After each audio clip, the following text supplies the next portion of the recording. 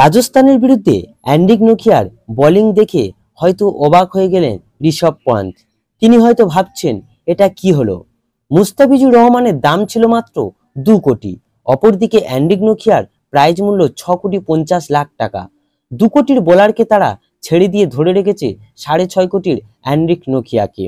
আর এদিন রাজস্থান রয়্যালসের বিপক্ষে দিল্লি ক্যাপিটালসের এই বোলার বেধড়ক মার খেলেন, যা দেখে রীতিমতো হতবাক অবাক হয়ে গেলেন ঋষভ পান্থ। তিনি হয়তো ভাবছেন এর থেকে মুস্তাফিজুর তো ভালোই ছিল। আর এবারের আইপিএলে মুস্তাফিজুরের খেলা ইতিমধ্যে সবার নজর কেড়েছে, যেখানে চেন্নাইয়ের হয়ে নিজের বোলিংয়ের নানা রকম ভেরিয়েশনে ব্যাটারদের চমকে দিয়ে একটা পর একটা উইকেট তুলে নিচ্ছেন। আর সেখানে অ্যান্ড্রিক নোকিয়া যখন শেষ ওভার করতে এসে খরচ করে 25 রান, 1 ওভারেই খান 5টি বাউন্ডারি। তাতে হতাশ হয়ে যাওয়াটাই তো স্বাভাবিক ঋষভ পান্তের ক্ষেত্রে, যে কোনো ক্যাপ্টেনের ক্ষেত্রে। অ্যান্ড্রিক নোকিয়া শেষ ওভারের প্রথম বলে একটি 4 হাঁকান রিয়ান পারাগ, এর পরের বলে আরেকটি 4 আসে। কি হাসি তার মুখে তখন। তৃতীয় বলে দারুণ এক ছক্কা হাঁকান। আর তাতে হতাশ হয়ে বোলিং করবেন কি করবেন না বোধহয় এমনটাই ভাবছিলেন অ্যান্ড্রিক নোকিয়া।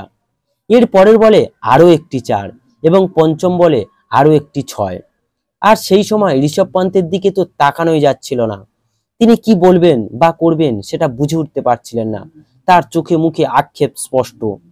আর রিয়ান পারাগের এমন বিধ্বংসী ব্যাটিং দেখে একেবারে মুগ্ধ আরেক হিটার সিমরন হেটমায়ার। আর যে রানটা মনে হচ্ছিল 170-এর মধ্যে থেকে যাবে, সেই রানটা শেষ পর্যন্ত নির্ধারিত 20 ওভারে 5 উইকেট হারিয়ে 185 রান তুলে ফেলে রাজস্থান রয়্যালস।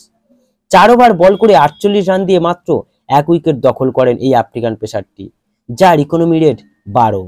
আর এই 186 রানের লক্ষ্যমাত্রা নিয়ে খেলতে নেমে দিল্লি একের পর এক উইকেট হারাতে শুরু করে এবং নির্দিষ্ট 20 ওভারে এই রান তুলতে তারা ব্যর্থ হয়।